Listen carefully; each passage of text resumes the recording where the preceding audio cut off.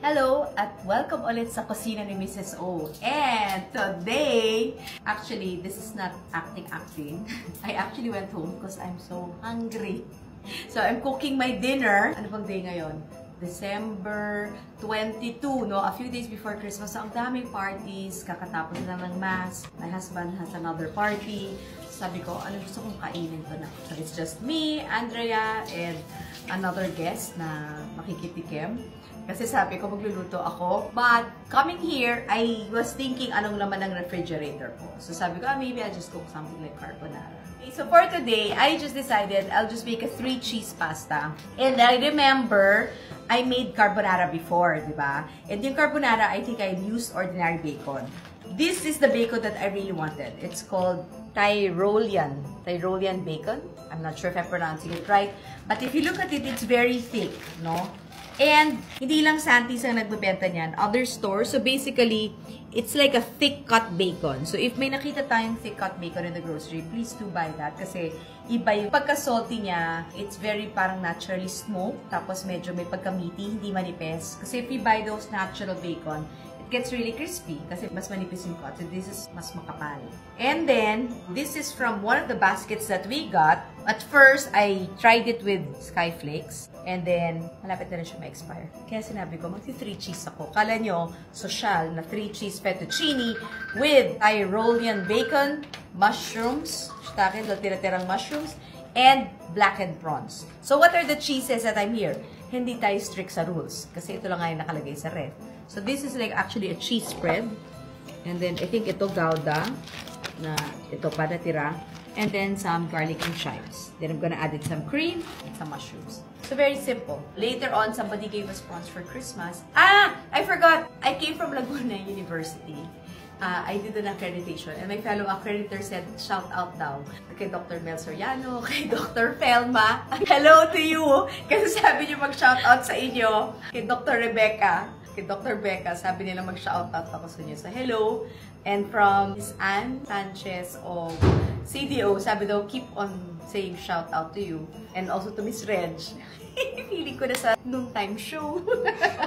Anyway, let's start cooking. I'm just gonna slice this up. Hold on. I'll be jumping around kasi nga, hindi naman tayo studio cooking show. We're actually cooking. So this is already boiling. Stay there. You don't have to follow me. Hang on ka lang dyan.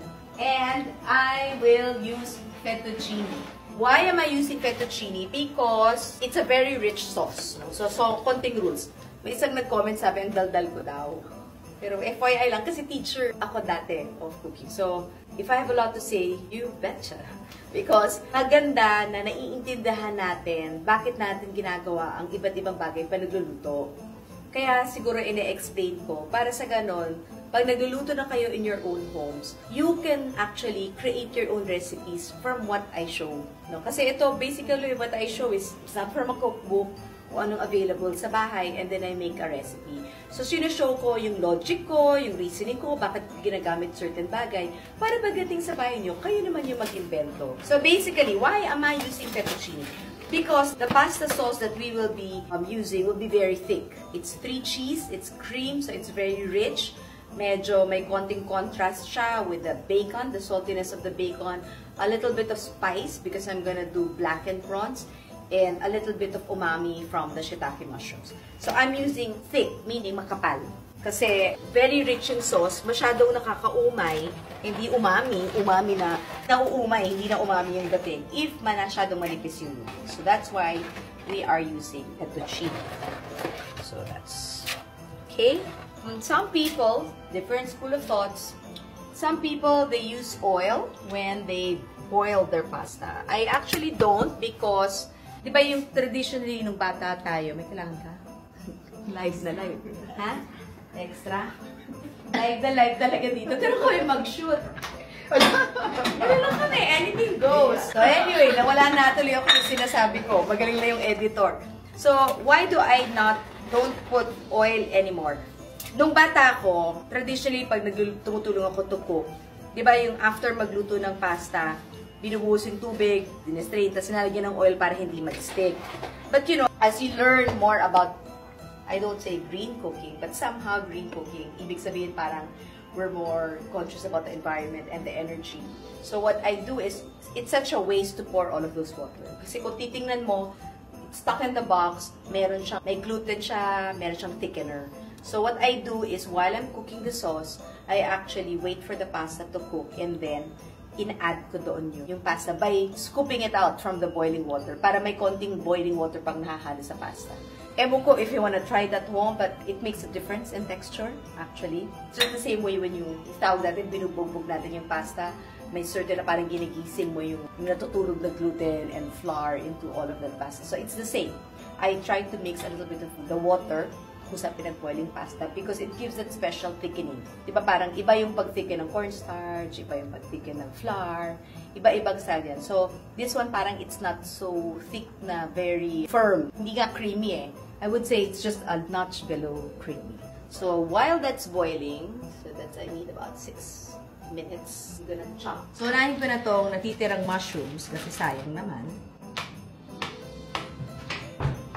This one, the Tirolonian bacon, actually, or the thick cut bacon, you can keep it in the freezer. Actually, matagal na to sa freezer namin. I just decided to put it in the ref because I think the other day, I actually made it into Caesar salad. Since na-ref ko na, parang ayoko na ilagay ulit sa freezer. Sabi ko, I'll cook it tonight for pasta.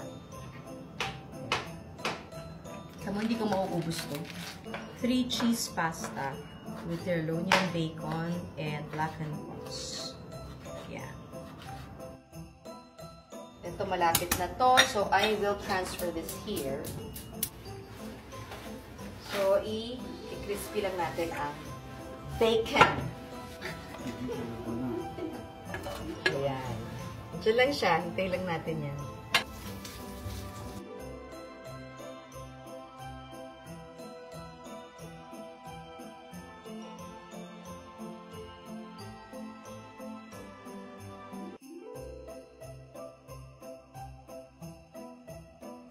So, you wait for this. We're gonna add the mushrooms.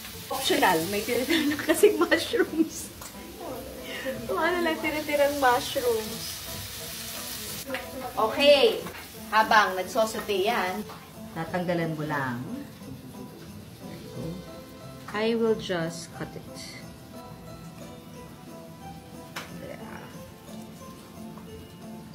There. Just cut it back too. Dali lang, parang narinig mo ko.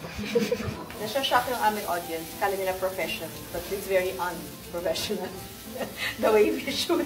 This one, we are just making sure na very well cooked ang ating bacon. Tapos, yung prawns, I will cook it. So, since it's blackened, I will combine pepper, 2 kinds, black and white, and then paprika. The paprika. There you go. Paprika. Onion powder. Coriander. Dami na. And then some salt. And then now, I'm gonna mix this.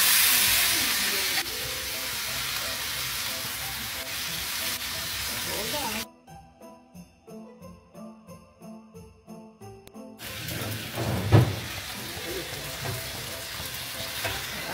Kaya nga, it's very rich.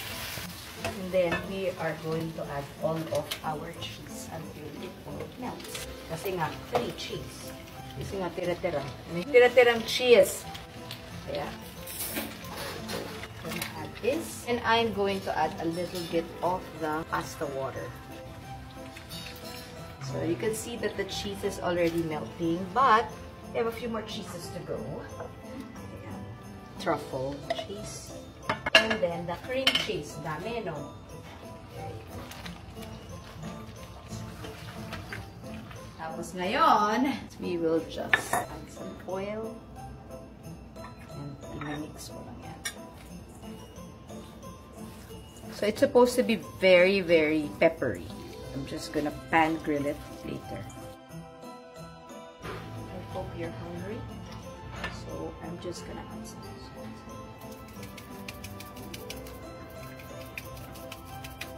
So yan, very cheesy na siya. If you notice, it's very thick. Pwede pala maging 4 cheese. O see? Grated parmesan. E di 4 cheese na. Ayan, 4 cheese na siya. O, diba?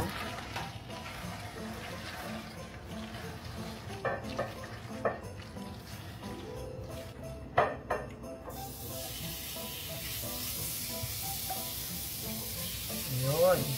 Kakain na kami. Lapit na. Ayun.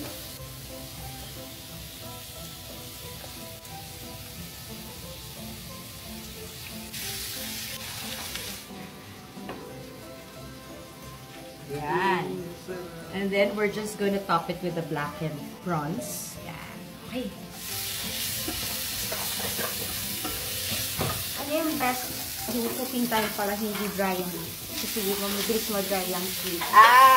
Parang as a general, since I cut it mas manipis, probably 4 to 5 minutes. Saka high heat para mabilis, para mas-seal niya na lahat ng juices. I think yung issue natin sa prawns when you cook it, ang hirap niya tanggalin ng tubig. So you really have to dry it para mas mabilis. When it cooks, it has that grilling effect. When it seals the prawns tayo. Ito? Sa time? Oo. Ako rin nag-meeting nga rin siya. 4 minutes. Tignan ko na. Oo, never. At saka never ko na na-inadjust si oras. Ang bango. Totoo naman mabango talaga. Yeah. But sadly, yung dalawa nating audience dito, hindi nagluluto. So, wala lang. Ano kayang wine natin? Red or white? Red. Red. Food ka talaga. Yan na.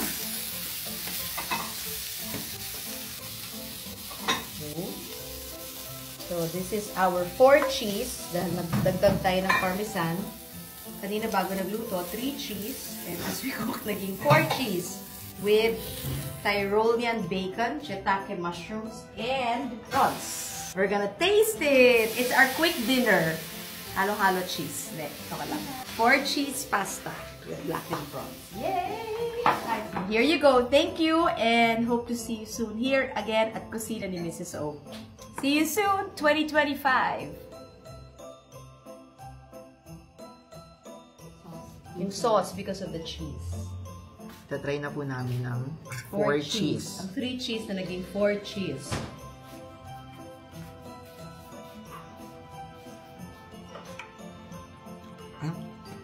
Perfect. Sarap. Try natin yung ano. Sorry, gutom po Tapos ganito pang titikman mo. Oh my God. Napadaan mo siya. Magkakaralig sana eh. Sarap. So, it's my first time and sasama na po ako lagi sa shoot.